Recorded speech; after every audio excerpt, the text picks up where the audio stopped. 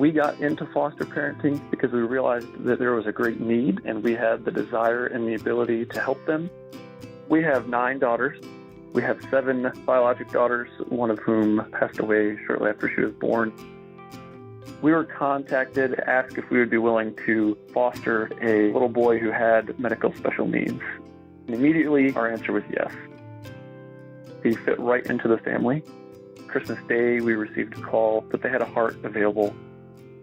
He had the transplant, and very unfortunately, had every complication really that could come from that.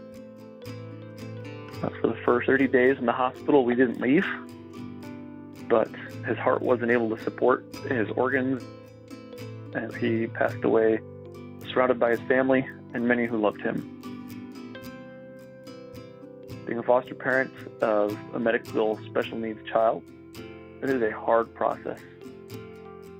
We got to see the incredible power of community with something that we have grieved through and continue to grieve through. He really came to know love and comfort. There is a whole group of children in foster care waiting for adoption with medical special needs. There's a great need for people there to do that. Foster parenting is hard, but all parenting is hard. It is rewarding in ways that aren't even able to be described. We hope for any child that leaves our home to know we are and always will be family.